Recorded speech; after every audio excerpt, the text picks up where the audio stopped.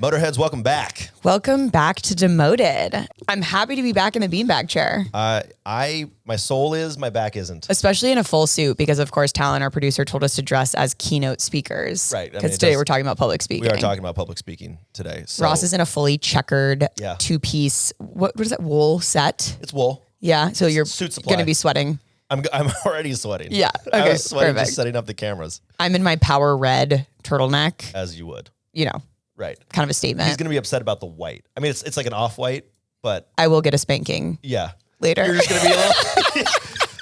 There's nothing quite like having Talon put us over one of his legs and give us a little paddling. And just give us a little paddle, and that's okay because we deserve it. The shame. I mean, I've watched him spank you, and like you look up at me with like such doe eyes. You're so sad. You're so disappointed in yourself.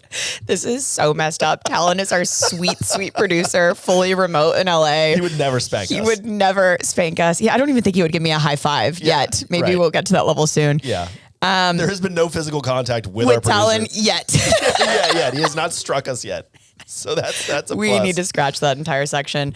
Before we get into like our agenda and roll the music and all of that, I would like to read a review from one of you Motorheads. Yeah. And by the way, really quick on the Motorhead thing, turns out our editor, he's a little pissed off because Motorhead is a band. Apparently like well-known. I've never heard of them. Is he like a death metal guy? So it's not quite death metal, but if you listen to Motorhead, like the Motorheads, I don't know what they are. It's exactly what you think it would be. I'm picturing screamo. It's kind of like, it's not like death metal, but it's like, they have some song, I think it's called Ace of Spades. It's like, and the Ace of Spades. Oh my God. And you're like, okay. Okay, sorry, Motorheads. Yeah. I don't think there's a ton of crossover between the actual Motorhead, maybe besides Bo, our producer, who's also not a fan of our podcast. He just does this, as a side hustle. He gets so mad when we cut dick jokes. He gets so mad. He's like, I love that one. I'm like, Bo, we can't do it. All right, sorry. Let's read this review. Okay, we're going to read this review. Lex C. Vitt said, never thought I'd find a genuinely hilarious podcast. 5 stars. Literally never leave reviews. So this is big for me. This podcast is so helpful for so many transitions I've gone through. Also really encouraging for shooting your shot in corporate. Y'all are hilarious and I've loved following you. So to have a podcast where you're funny and also super informative about topics not a lot of people are candid about is so needed. Love the show. I've listened to every ep. Love all the segments. And I know this podcast will blow up. Wow. I just wanted to hype you up before we got started. Wow. On that note, let's roll the music.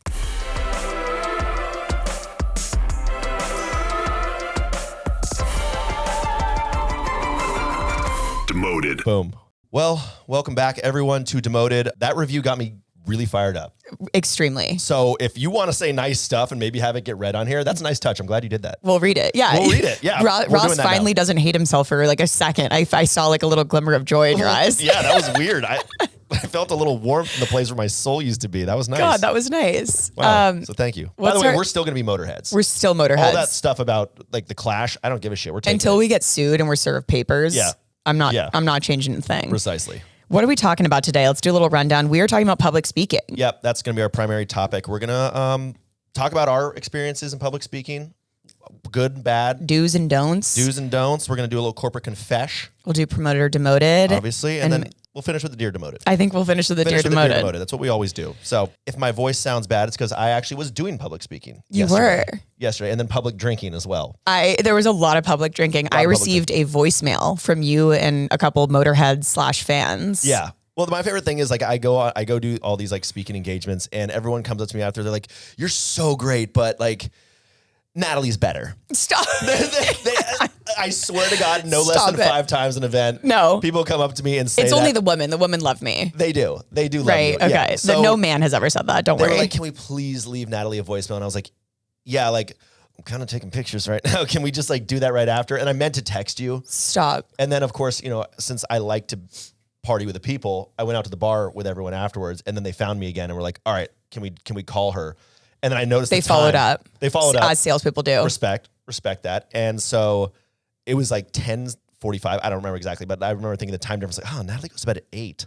Oh, I woke up to it. So early. I woke up to it. Yeah, I was like, there's no way she answers. It was great. It was like, we love your stuff so much. You're amazing. We wish you were here. And I was like, all right, well, glad I was just like, are you ladies done? Can I have my phone back?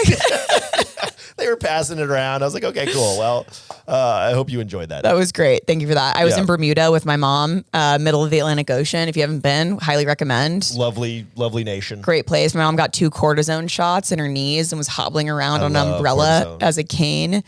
So I had a extremely crippled mother. We had to do a cave tour and she was causing an absolute scene, being like, I can't do this. We're emailing the Bermuda team. Sorry, we can't do the cave tour. They're like, we're kind of paying you to be here. You have to do the cave tour. Low key, high key need to show you the cave tour. You got to show the caves. People come for the Mom, caves. I love you. I took you here, but this is a work trip. So buck up and we're doing the 86 steps to get down into the cave. Yep. I'm sorry. We did it. It was a blast. I love you, Mom. 10 out of 10 recommend. 10 out of 10 recommend. If you lie to me though, again, about your health before we're leaving for a trip, I might end it all. Yeah. I'm bringing another friend. Yeah. You're out. Another mom. You're out. So it's just how it goes. I saw a cool little clip on your page. You did a Wild Wild West Salesforce. I did a Wild Wild West. Yeah. I got my first, actually technically my second appearance in an ad. Did you meet McConaughey or did you film separate days? We filmed the same day in the room. Here's everyone asked me what's it like with McConaughey? And I'm not going to trash him because that's not the way. He's very professional. Okay. The problem is there's a room full of 40 people, crew, cast, but to him objectively, I genuinely, we're all just props. So he didn't say anything to a single person except for he just goes to his trailer.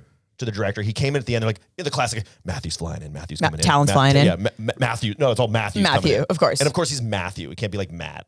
No, he's got to be Matthew, which is already 2 syllables. a red flag for me. He comes in, he's having all these public discussions with the director, well, why don't we move someone over here? Let's take these 2 people. Does he talk a little like this? Is he let's move? And he's laughing and whatever, but he doesn't once acknowledge anybody else in the room. I'm not saying I'll ever be McConaughey, but I will say that if I were ever to walk in a room like that, I'd be all right, what's up, everyone?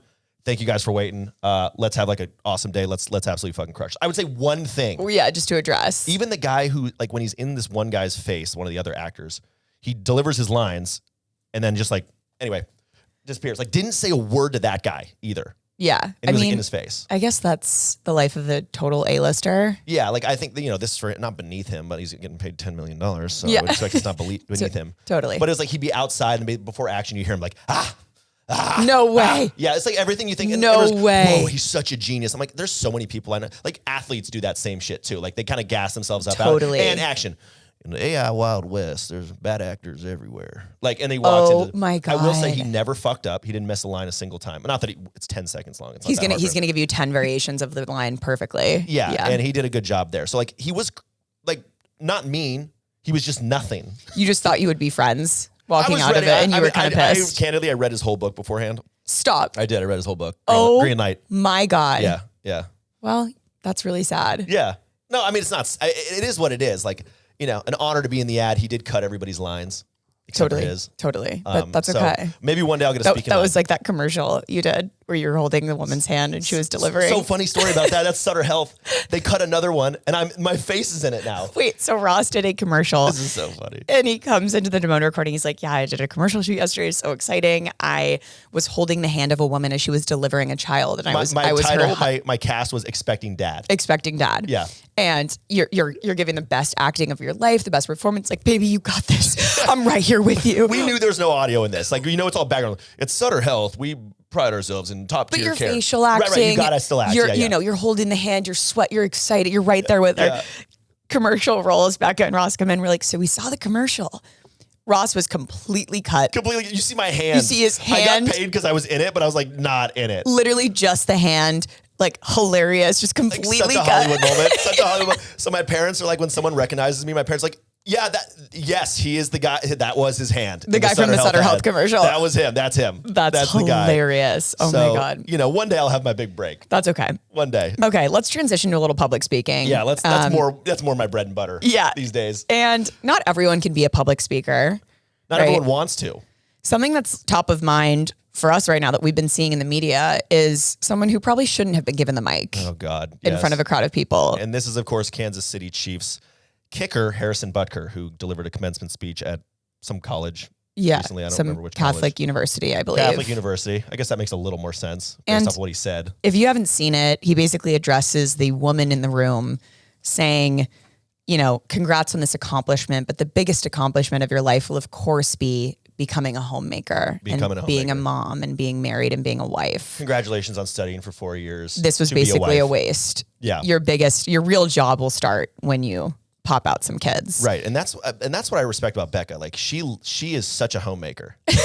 She is such a homemaker. She's at home. Your actual grinder of a wife. Badass. Please. I'm the homemaker. You're the chef. Come on. You know? So this was just, we had to address it. It was, you think what you want. It's actually, it's not comedy because it's so fucked up, but it's comedy that just like, you thought this was going to hit? The reason, he starts crying and he thinks this is going to go viral. Like, I just slayed. Yeah. I slayed. Got emotional thinking about my wife. I brought the house down. Yeah. And my wife, when she took that job, it was the best promotion of her life as a homemaker. Unpaid homemaker. Which, no offense to homemaker, like, fuck yeah. If that's what you want. That. If that's what you want. Absolutely. And also, if I was married to a Kansas, Chiefs football player, maybe I would be able to afford to be a homemaker too. Like, let's talk about the luxury of not being able to work. Let's be clear, he's a kicker though. So he's like the softest player in the game. Like the most useless. Anyway, I could go on. Whole thing. Just embarrassing. So even if you're crying and delivering what you think is the most powerful speech, you might not be slaying as hard as you think you are. You might not be slaying. You got to think about your audience. Right? And so like quick stat on public speaking. Give me a stat. Okay, so approximately 85% of people report feeling nervous before public speaking. Which is low to me. That's low to me. 15% of people, the biggest balls ever, they're just like ready to go. They don't care. They don't give a shit. Like, who doesn't get nervous?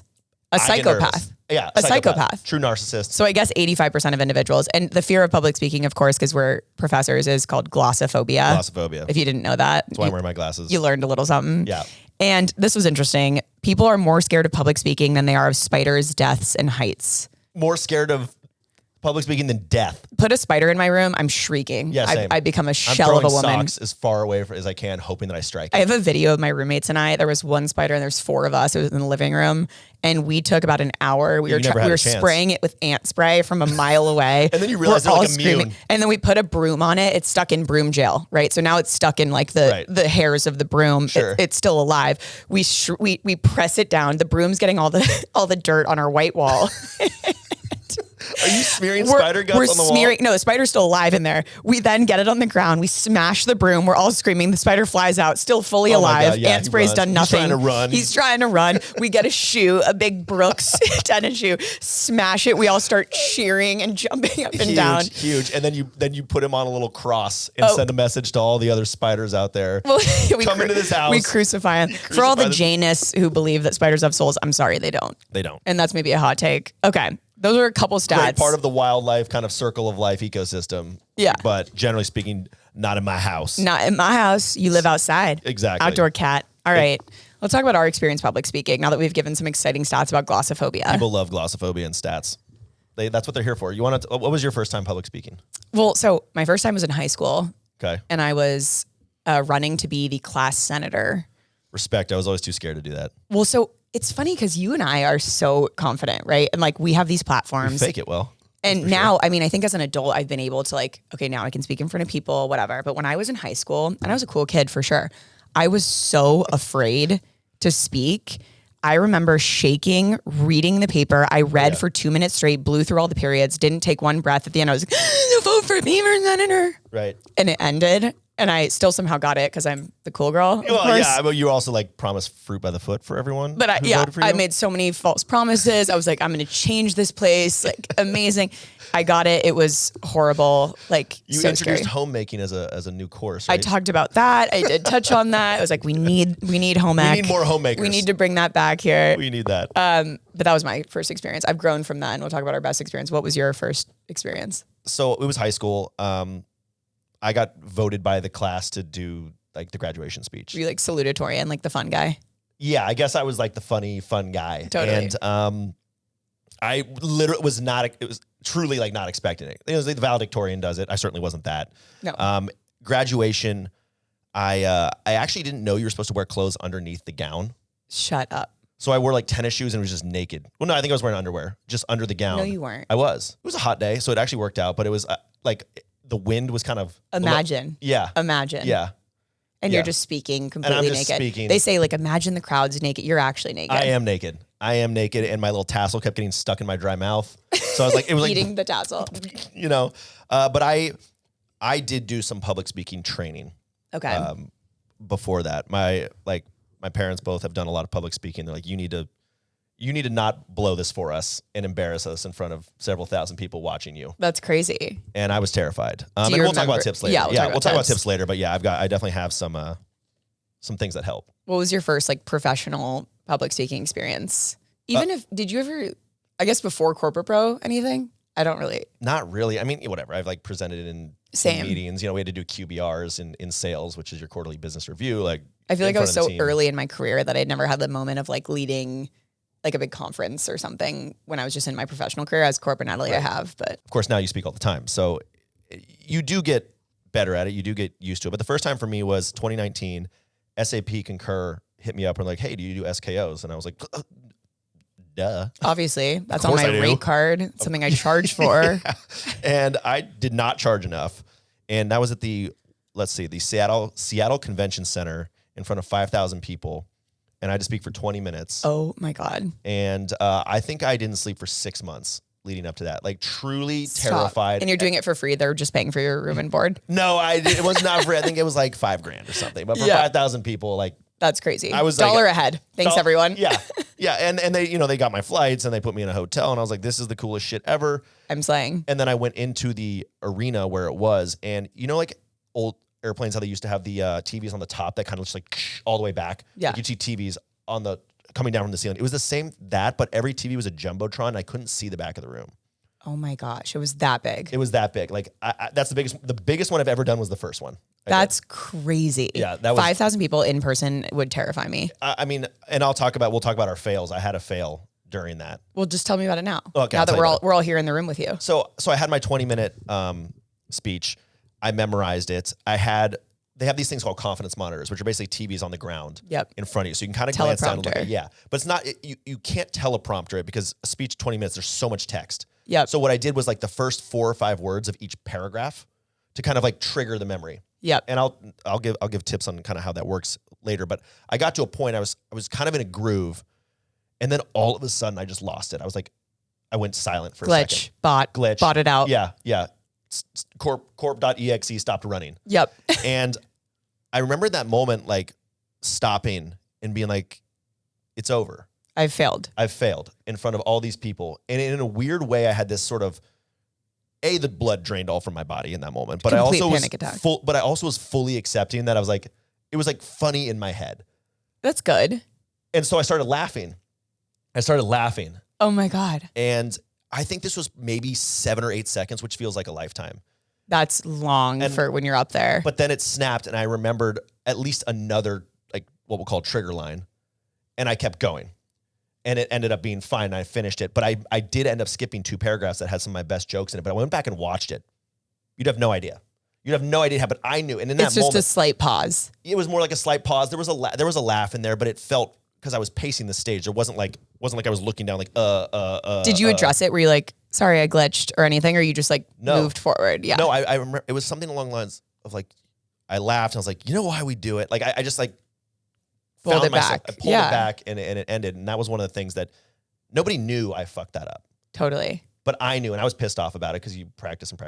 You're just back in your hotel room like, stupid. Seething. Well, I was more just like so glad it was over. Yeah. I could eat again. Finally. I lost 40 pounds. I was so scared. Have you had any like terrifying fails or? No, so you had told me about your kind of like how much anxiety the keynote speaking brought you. So from the get-go of Corp and Natalie, I was like, I'm only doing fireside chats. Right. I'm only doing it with someone else on stage with me. And I still have not been on stage alone. Well, we're going to be doing something together soon. We'll talk about. Well, which I'm fine with you on stage. Like I'm comfortable with that because I have someone to lean on and we can go back and forth and it's not all eyes on me. Right. The thought of me alone with a mic, it's like stand-up comedy. Like I don't want to do that. I'm too afraid. Terrifying. So I have, stories of my first time. I was so formal. I memorized my responses and it wasn't really a conversation. They're coming to see a conversation and I'm like, yes, I once, when I was younger, did. Right. You're speaking in complete sentences. Complete sentences with periods and pause. Who is this AI bot? Hang on. I thought she was funny. So I used to never even make a joke. And now I'll play with the audience. I'm comfortable. I'll talk to the person next to me. But when I first started, it was very robotic. That's how it always goes. I feel like people want to script everything out perfectly. And there's times and places to do that, but it doesn't usually yield a natural, authentic feel. Totally. So what's been your best public speaking experience, if that was maybe the worst, or at least in your mind? I finally got there, and I did one for a company called Smartsheet, actually also in Seattle, conveniently enough. That one was, I think, 2,000 or 3,000 people. Still a shitload of people. Just a handful. I've actually started to enjoy the larger ones because you can't really see the people's faces. Totally. And it's like when it's that 80, 100 person one, it's like I see every single person. I know, that dude's on his phone. He hates me. I should walk off stage. Totally. Yeah. But it was the first time I actually, there's nothing in particular that made it better, except that I just executed. I went up there, I had the plan. I practiced, and I didn't fuck up. I even was able to play with the crowd a little bit and then bring it back, improv some stuff up there, which was the first time I felt, wow, okay, this is what it's like to command the crowd versus just deliver a speech. They sit there and listen. You want that feel. There's nothing like that feeling of the crowd is in your hand. Totally. And that was the best performance I think I've had. I've had a few other, what I'll call good ones, but that one was the one where I'm that was you had the plan. I did you it. Went up there, you fucking just delivered what you meant to do. And you've done so many of these, so it's exciting that you have a standout moment. Yeah, it was cool. Similarly, just on a way smaller scale, but talking about kind of celebrating your wins, and Ross and I are able to go on stage, and it's very exciting. We talk to thousands of people, which is we're so honored, but it's crazy. It's not realistic for everyone. It's weird. I had a call with my co-founder Katrina yesterday for our company Expand VA, and it was one creator and this other employee who we hired. And we were just absolutely slaying the call. We were going back and forth, yes-anding, passing the mic. We're in the same room because obviously we live together. So when we take calls, we're next to each other in my bedroom. And we ended the call and we were we literally stood up and high-fived in the middle of the air. We were that was amazing. We got a client. We told the story so well. It just flowed. So you can have these micro wins. That's not public speaking at all. But 100%. It's just... And definitely celebrate it. Celebrate those moments. If you have a great demo, if you are just excited about something that you've done at work, it's so important to celebrate it like you did with your talk. Again, the ego is so big and you put so much stake in the things that you want to go well, right? Of course, you feel nervous because you want it to go well. And I kind of have taken the mentality of you only really get nervous in two situations. One, when you're fearing for your life, which doesn't happen very often. Or the other one is when you have an opportunity to do something great. Yep. And you're scared that you're going to let it go by. Except in truth, we're all scared we're going to fail. Yes. But you shouldn't be focusing on the fail. It's more of I'm nervous right now because I actually have this crazy cool opportunity in front of me. Yep. To do something meaningful. And the true worst case is no one remembers and they move on. That's the thing. No one remembers if it's okay or even bad. I've seen hammered drunk wedding speeches that are so embarrassing. And yes, I can maybe remember that. I don't remember anything that was said. If you try. But no one's going home just God, I can't I don't go throughout my week and think about, God, that Father of the Bride speech was terrible. Yeah. I don't think about that. No one cares. Right. And so know that you won't be remembered for being bad. Right. Take that out of your mind. Exactly. It's the opportunity to do something great. And that's kind of a huge reframe that changed a lot for me. I like that. Okay, so speaking of the nerves and everything that comes with public speaking, you mentioned you didn't sleep for 6 months. Obviously, you're joking, but kind of not because you are a freak. I lost so much sleep. It's terrifying, and that's very normal. 70% of people with public speaking anxiety, which is a lot of people, suffer from sleep disturbances before public speaking. Obviously. And wait a second. Speaking of sleep disturbances, I think it's a great time to talk about our sponsor for this. Holy shit, our sponsor. Let's bring him out. Sponsor for this podcast is Thuma. Thuma is a modern design company that creates furniture and home goods. And most importantly for this ad read, beds. They wanted to ship us one of their beds. We were we can't fit that in the studio. It doesn't work here. We do bean bags here, but we definitely want you to ship those to our house. Maybe one day there will be a pod on a bed. Live from a Thuma bed pod. We'll see. Crisscross applesauce. Just in bed. These beds have extremely quality craftsmanship. You don't want a squeaky, unsturdy bed. No, right? They're strong, sturdy, and silent. And by the way, when they're built, There's no tools. There's no like screws, anything like that. They just fit together perfectly. Upgrade your space and probably your life with Thuma. That's thuma.co. And by the way, we have these sweet candles that say do not disturb. By the way, Thuma sent us these awesome candles. Do not disturb, because we literally said you can't. We said this, but you can't ship a bed here. You can't. Thank you, Thuma. Let's head into what not to do when you public speak. Yeah, a few tips. Here's a few tips to really like go into public speaking and just own it and crush it. Whether it's a team meeting or thousands of people, doesn't matter. These are tips that will transcend and translate. Here's what you do. All right, the first one, drink heavily beforehand. Bonus points if you take a Xanax, because can't be nervous if you feel nothing. Pull an all-nighter the night before. Looking haggard and disgusting makes people think you work hard. So relatable. Right? So relatable. Red eyes. Don't practice, ever. Just speak from the heart. Good advice. People love speaking from the heart. I recommend. Easy. You don't need notes. You don't need teleprompt. You just speak. Just speak. 20-minute keynote. I got this. They'll listen. Use heavily charged language and direct it at people in the front row. People need to know who's in charge here. Yes, absolutely. Yeah. It's a power play. It's memorable. It's smart. And people will probably put it on social media. Right? So you can go viral somehow. Exactly. Wear something that accentuates your package. We really don't recommend practicing. That would be horrible. But if you do want to practice, I recommend doing it somewhere publicly, like BART or the subway. Everywhere is your open mic. Coffee shops. Right. Doesn't matter. Stand up, deliver it. With confidence, people will listen. They will listen. They will come. So those are our tips on public speaking, or maybe what not to do. Maybe don't do any of those. Maybe don't listen to us. Yep. So we gave some bad advice. We talked about some of our experiences. Yep. You did some training. I'd love to hear like what you go into public speaking, any tips you have for the Moter-heads out there, the demoted crowd. Yeah. One of the big ones starts with fake it till you make it. And I know that sounds super lame, but so much of it's not what you say, it's how you say it, right? It is actually impossible for you to bomb if you speak confidently. Totally. Like, even if you're talking completely out of your ass, speaking confidently, the worst case in that situation is people won't remember. Yes. They're not going to be like, the only like bombing by definition is pretty much like, sorry, I gotta go, and like walking out. I'm so awkward, I suck. Yeah, like you're only bombing if you let people know you're bombing. Yep. Period, full stop. Can I add on to that? Yes, please. So I went to Band Foam. For those of you listening, is a Stanford Business School event where people at the business school have bands and like they're musically inclined. They're all musically inclined because everyone is like, so they have a stand-up comedy night. There's 14 people going to the mic. Like people, they all have so many talents.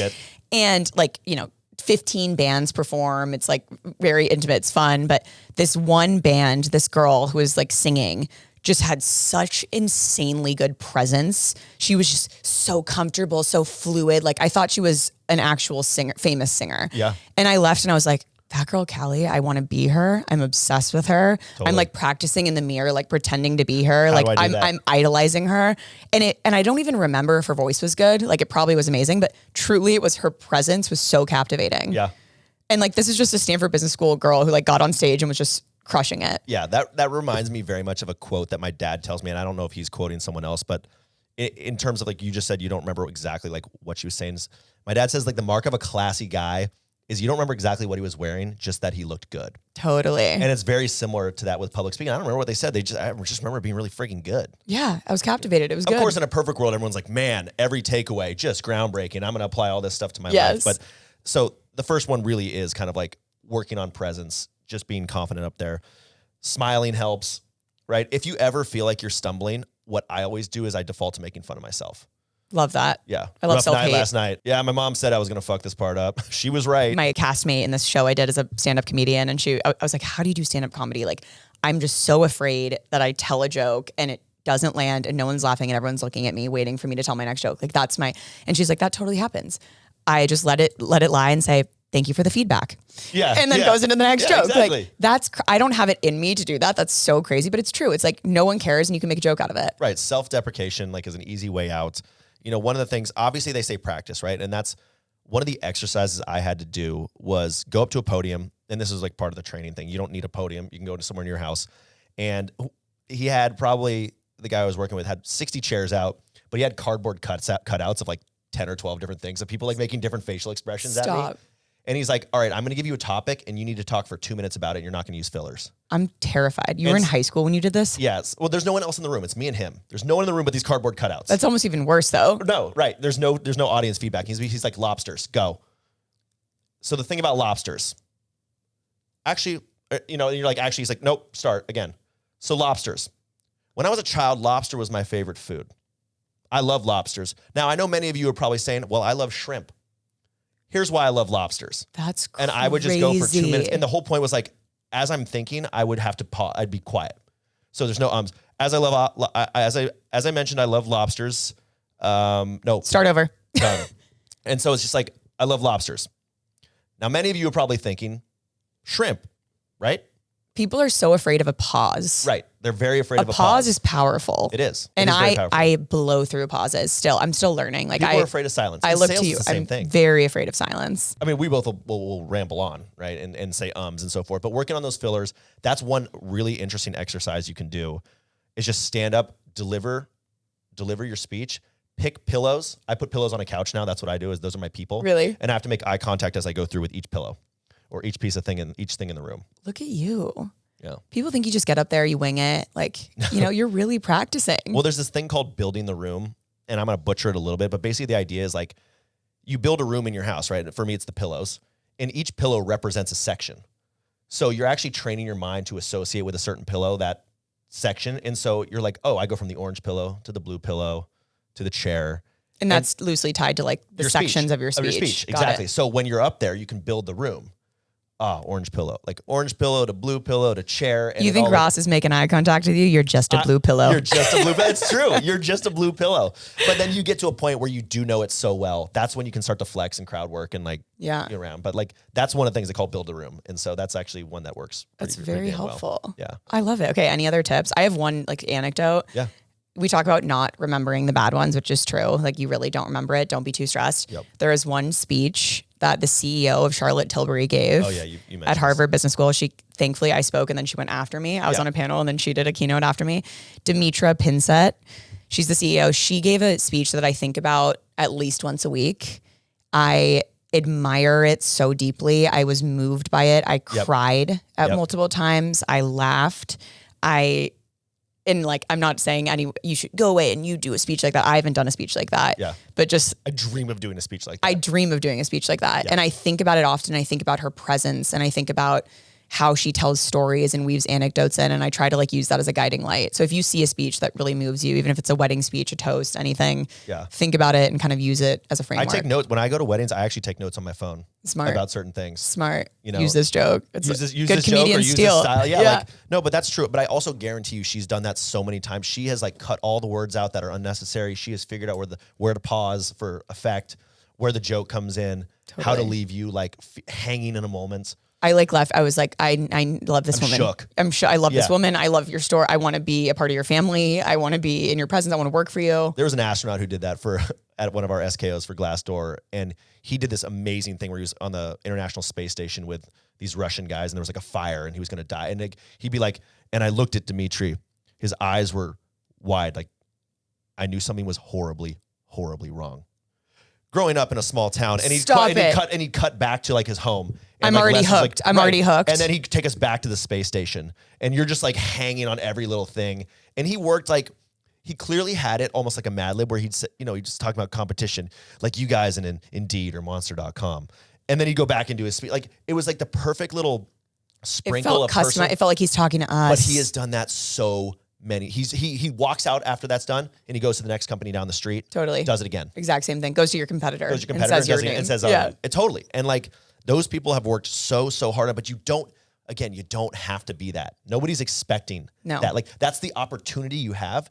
Most likely you're not going to achieve groundbreaking, true religious moments, but like you can use it as but you have an opportunity. You have an opportunity. And you keep building on it. Like I just went and watched my speech last night from the one I gave 2 days ago. And I like already have 10 different things I want to change. I have a few things that I didn't realize were going to land so hard, but people were dying. We're going to hammer in on, we're going to drill down on those. I was going to cut it. Yeah. And I didn't and ended up working. So there's a practice, there's a repetition, there's things you can do. But at the end of the day, again, the next morning, nobody gives a shit. No. They don't. No. And if you're on a Zoom and you're speaking at your company, like record it. As Ross is saying, I recently rewatched that virtual conference that I did. It's so helpful for you to see how you actually present because you can leave and be like, that was amazing or that was horrible. And then you watch it and you're like, that wasn't that bad. Or actually I have some things to work on. Totally. And it's rewatch so hard yourself. to do. It's so hard to listen to yourself. So hard to listen to yourself. I can't even listen to this podcast. I'm like, God, I hate myself. Oh my God. There's many others, but we don't have to go into those necessarily right now. These things like use humors, like ask questions, try to engage. We can do an episode on humor. That'll actually be good as to like,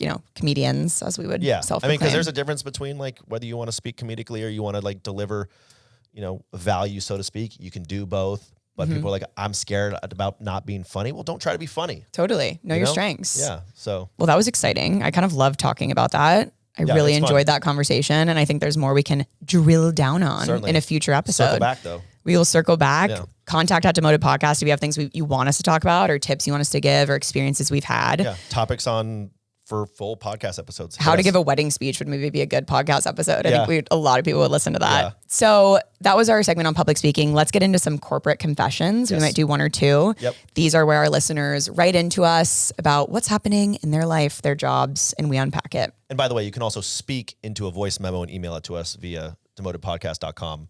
We do love those. We do love those. We had one of those a couple episodes ago. Still patiently waiting for one of you to grow up and Now that you've listened to our public speaking episode, grab the mic, baby. Yeah, do it. A couple in there. I'm not going to roast you for your public speaking. No. We'll hype you up. Yeah, we'll gas you up. So, okay, I'll read the first one. Boss story. My boss said I was typing too loud, ripped my keyboard out. Yes, it had a wire. Smashed it over his knee, bit off the keys that didn't break. Gronk spiked both halves of the broken keyboard and then threw his corporate card on my desk and told me to buy a quieter keyboard. But here's the best part. He told me to keep it within budget. The budget allowed me to buy the same fucking keyboard. I'm paralyzed. I'm speechless. Clack, clack, clack, clack, clack, clack, clack. If that happened to me, like imagine that actually happening to you. What a little petulant bitch fit. I'm so scared. Like that's violence. True violence. That's actual violence. I would think he's going to take one half of it and smack me across the face. Slit my throat. Totally. Literally. Wrap the wire around my neck. Yeah. Jeez. I'm not sure if that's necessarily a confession, so to speak, but it's... Thank you for sharing. Thank you for sharing. I don't know what to tell you. I mean, there are some annoying keyboards out there. The mechanical keyboards are a problem. If it has a wire, I mean, I think even a wired keyboard at this stage, you got to upgrade. Yeah, it's time to upgrade. We'll link some of our favorite keyboards. No, I'm kidding. This is brought to you by... Logitech. Exactly. It's not. I was like reaching for a keyboard company. I was trying so hard. I found it. This is a boss confession. My boss will get kidney stones all the time. Everyone in the office knows about it, so it's not uncommon to hear these stories. One day, he had a stone and was able to pass it. Came into our accounting office and asked, "What can men produce?" Then explained he produced a kidney stone. He showed it to us and bounced it on my colleague's desk. It's just a bouncing kidney stone. I just picture it's a dead silent room and you just hear this echo of a stone sort of rattling along, rolling down. Like, let's all play with my kidney stone. I love how casual this is. It's like, this happens all the time. Yeah, my boss will get kidney stones all the time. We're used to knows it. about it. It's not uncommon to hear like the kidney stones. Let's not like freak out about this. It's just a stone. Totally normal. What bothered me was the bouncing. The bouncing was where it got a little weird. Barry's passing a stone again. He'll be back in a minute. Oh, you heard the screaming in the bathroom. Sorry, that's Barry passing a stone. Yeah. Here's the value I bring to this company. Just everyone looking at this thing. Rolling down. Jagged piece of rock. It is so jagged, right? A kidney stone's like incredibly jagged. Yeah. Because it's basically the human version of pearl. Oh, good. Basically. Delicacy. I'm not sure why we don't like put these in jewelry. Just shine them, shave them down. Totally. Gorgeous. A gorgeous little kidney stone. A gorgeous little stone. Well, your boss is a freak. And we all know that. And I have a feeling there's probably an HR issue somewhere in there that hasn't been reported. For sure. I do have to call you on a shrimp alert before we head into our next damn, dude. episode. I am just shrimptacular. You are just such a shrimp. And shrimp alert is when Ross becomes a human shrimp. Yeah. And is just so crouched down that like he loses all sign of humanity. Yeah. We're basically trying to make it so when the archaeologists do find my body, they're not like, was he human? Was he human or was he finally molding into a pure shrimp? He was shrimp. Yeah. Oh my God. I'm going Quasimodo over here. All right. Promoted, demoted. Let's do our favorite segment. Do we like it? Do we not like it? Demo promo. All right. I'll get you first. Promoted, demoted. Hecklers. You can do it once, maybe. Yeah. And then you better shut the hell up. Yeah. And it needs to be done in good taste. Like, don't be a dick. No. Yeah. Just for no reason. Fat ass. Fucking fat ass. Okay. Dope. Whoa. I'm going to go back at you. Hang on. You can't. You just have to. You just have to not. Like, we're in corporate setting. Well, for us, at least. Well, that's for us. Yeah. I mean, I'm thinking Hecklers in like a stand-up comedy space. Yeah. and just those people that like need to be removed. And you see these viral clips. It's like so Bush League. It's so annoying. I will say when I was doing this SKO at Arctic Wolf, it was the first time. So their CEO actually roasted me. He had like a 1 minute roast, and I've never been roasted before. And it was super clever.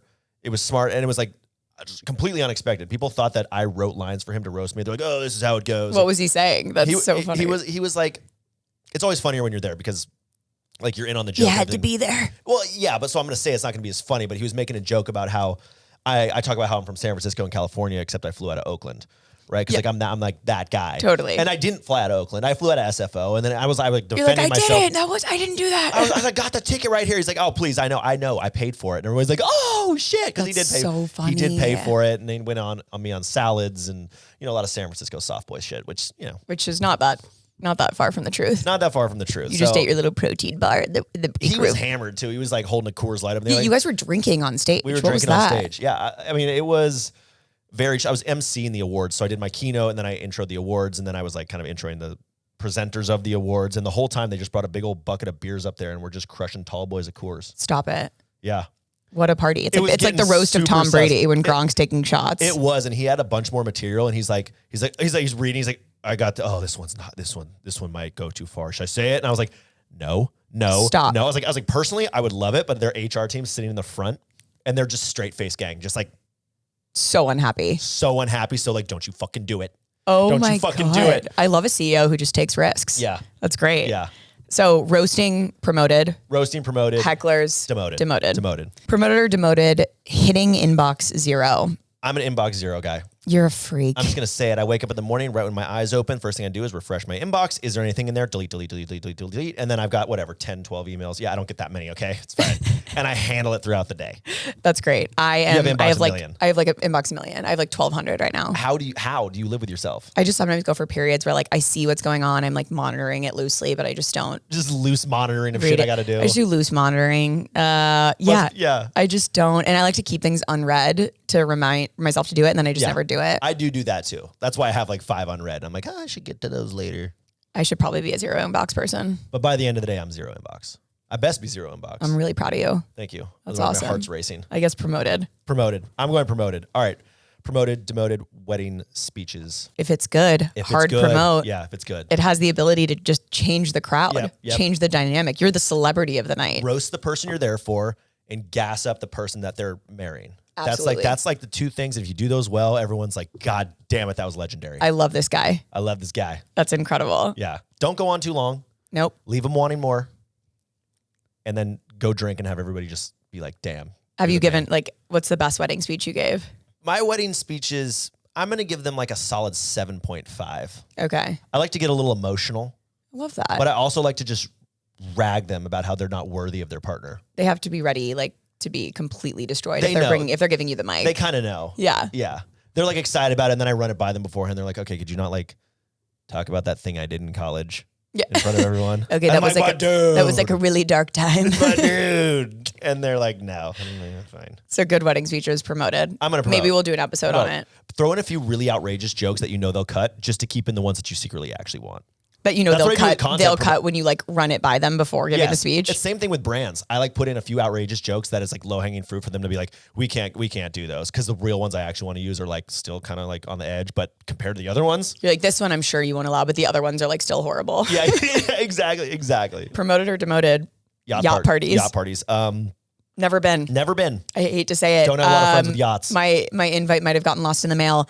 If you have access to a yacht and you're listening to this podcast right now, please contact at demotedpodcast.com. We want to come. We're going to need +1s. I will wear a bikini. I'll manscape. We'll bring Class Azul. We'll take a couple of shots. We're a good time. We're such a good time. Please. We're the life of the friggin' party. If you have access to a yacht, if you've even seen a yacht, I don't know if I've seen a yacht, invite us over. I will go Speedo and a life vest if I have to. Absolutely. I can't wait. You'll manscape it up. I'll be so manscaped. It'll be unbelievable. Okay. Yacht parties promoted. Hard promote on the yacht parties. Promoted, demoted. Telling someone their fly's down. Oh my God, it's so embarrassing. It is. It's a tough L. There's nothing worse than just living your life not knowing that your fly's down. That happened to me very recently. I was walking down a hotel hallway. I was there for a conference. I was walking by people. I didn't notice until there was like a weird reflection in the elevator that I just had a gaping fly issue. Gaping hole. You could have stuck a whole fist in there. No Stop problem. it. And touched no pants. Stop it. It was like that bad. It was like that bad. It was that bad. Oh my God, that's miserable. Yeah. I would have to retreat to my hotel room and cry. I saw it in the elevator. There were 5 or 6 people in the elevator with it, and I just went for the not like zero shame, just zip it up, because at that point the damage was done. That's the worst. When you alert someone and then they kind of turn and like zip it up. And you're like, oh, I'm going to pretend like I didn't see that. I'm not even here. We know. And I just was like, if there's a girl, I'll tell them. Like the hostess at the restaurant I went to last night, her fly was down. I was like, I just leaned over. I'm like, hey, bestie. Queen. Your fly's down. Yeah, fly's down. I can grab it for you if you want. I'm always here with for my you. teeth. I'm such a girl's girl. No. Don't even bend down. Non-sexual. Just I'll do anything for the girls. Yeah. I mean, I'll tell people. What about food in your teeth? Oh my God. I always want to know. I always want to know. I'll say that. I will cry if you tell me. Right. It still feels, there's no good way. Because it's so embarrassing. But you're mitigating damage has usually been done. Damage has been done. My best friend was on like a work retreat and was talking to this guy, and who was like, she was kind of interested in, and then came home, went to like ramen, like late night mushroom. Looked like she's missing a tooth. Mushroom in the front right. Full on Blackbeard pirate. I mean, just, you can't recover from that. You just remember he's telling a joke and you remember how hard you were laughing. Like, yeah, totally. Black tooth. Totally. He doesn't text. We're like, well, we know why. Yeah. That's okay. That's tough. He never followed up. That's tough. Gosh. Food in your teeth, demoted. Telling someone their fly's down. For me personally, promoted. I'm going to promote it. I'll never tell a man. Sorry. You have to live with that. That's fine. That's all right. I understand that. Promoter, demoted, motivational speakers / coaches coming into an office setting. That's a fine line, and you best not miss if you're going to do that. I feel like a motivational speaker, if I'm not walking away wanting to change my entire life, something's wrong. Totally. I don't feel motivated. You're not a motivational speaker. Right. And that's what I'm saying. That's like why I define everything I do as a keynote. It's basically stand up. Yes, there's some motivational parts to it, and it's a roast. So it can be all the things. That way, like, you're We're going to call it a keynote. We're going to just call it a keynote. If you laugh, great. Right. If you walk away inspired, even better. Great. But it's just called a keynote. It's just called a keynote. And if you're calling this a motivational speech, I mean, pressure is on. Yeah.